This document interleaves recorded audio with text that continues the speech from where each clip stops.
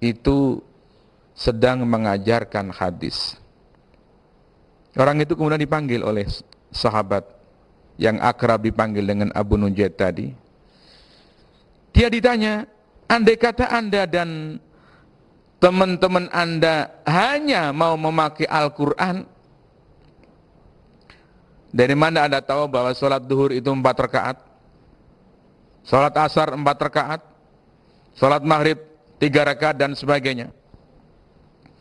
Karena Al-Quran tidak pernah menjelaskan sholat duhur 4 rakaat, sholat asar 4 rakaat, sholat maghrib 3 rakaat dan sebagainya.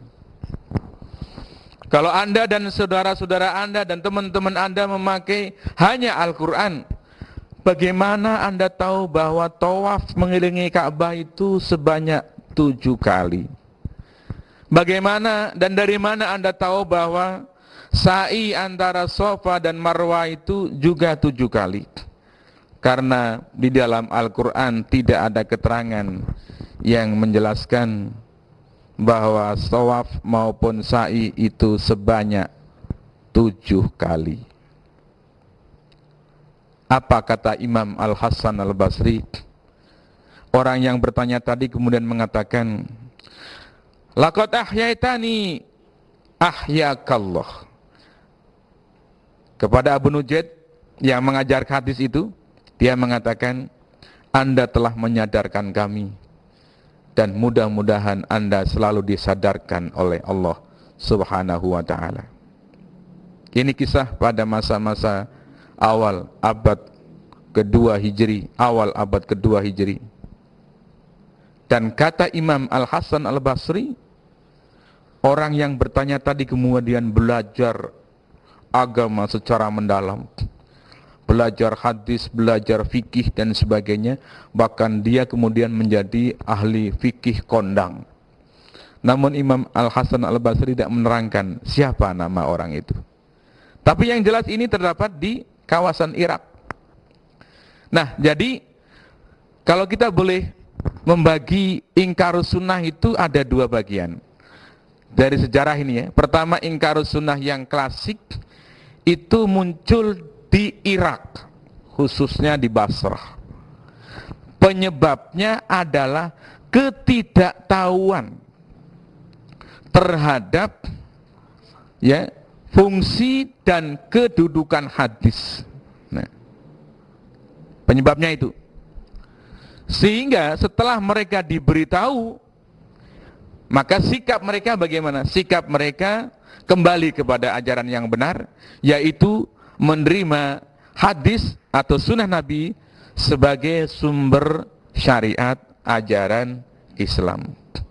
Ini Imam Syafi'i rahimahullah dalam kitabnya Al-Um juz yang ke-7 juga menyebutkan perdebatan yang sangat luas terhadap orang yang tidak mau memakai hadis sebagai sumber syariat Islam. Beliau rekam dalam kitabnya Al-Um. Dan akhirnya orang-orang itu kembali mau menerima hadis sebagai sumber syariat Islam. Maka praktis setelah abad ketiga Hijri, apa yang dinamakan dengan ingkarus sunnah itu sudah punah, hilang dari peredaran. Maka sejak abad ketiga Hijri tidak ada lagi gerakan ingkarus sunnah. Buku-buku tidak mencatat adanya munculnya tokoh-tokoh ingkarus sunnah pada abad-abad selanjutnya. Baru kemudian setelah umat Islam dijajah oleh kolonialisme, muncul kembali pemikiran-pemikiran, bahkan dapat disebut sebagai gerakan yang anti hadis, anti sunnah, atau yang lazim disebut sebagai gerakan ingkarus sunnah. Kalau kita bandingkan, pada masa klasik sifatnya masih pribadi, maka ingkarus sunnah pada masa modern itu sudah melembaga dan bersifat organisasi. Ini bedanya.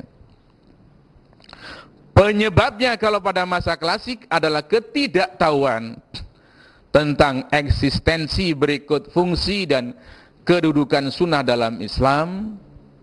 Maka pada masa modern, penyebab ingkarus sunnah adalah pengaruh dari pemikiran-pemikiran kolonialis, ya, termasuk orientalis dan sebagainya. Maka akibatnya, ketika pada masa klasik diberitahu bahwa sunnah ini demikian, apa reaksi mereka? Mereka kembali mengikuti ajaran yang benar. Tapi anggarus sunnah yang modern, setelah diberitahu, mereka tidak mau kembali kepada ajaran yang benar. Ini karena penyebabnya memang berbeda, ya.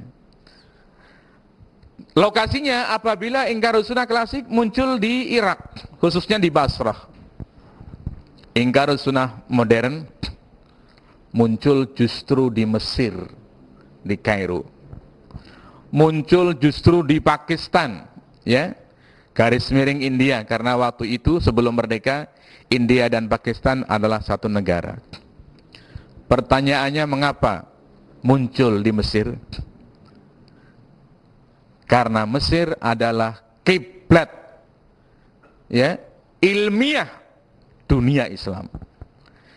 Mesir dengan Al-Azharnya adalah mercusuar kebudayaan Islam, di mana seluruh dunia dalam masalah ilmiah berkiblat ke Al-Azhar di Mesir.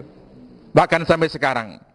Oleh sebab itu penjajah, kolonialisme, orientalisme merasa berkepentingan untuk menghancurkan Al-Azhar. Kalau ini dihancurkan, maka pengikutnya akan ikut hancur.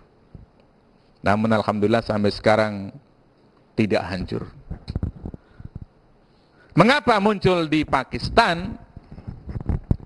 Karena Pakistan adalah negara yang sejak dilahirkan adalah dengan bismillah menerapkan syariat Islam. Maka Pakistan dianggap memiliki potensi untuk menjadi model, menjadi pilot project sebuah negara yang menerapkan syariat Islam. Oleh sebab itu penjajah dan orientalis berkepentingan untuk menghancurkan Pakistan.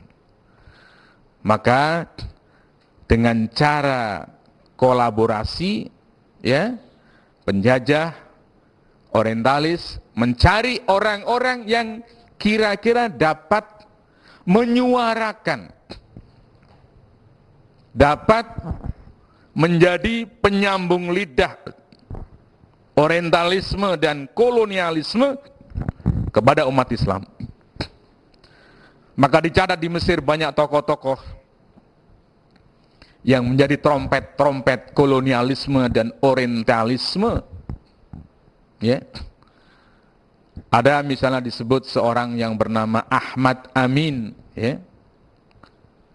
Dalam bukunya Fajrul Islam, dia telah meragu-ragukan, membuat orang ragu minimal terhadap urgensi sunnah dalam agama Islam.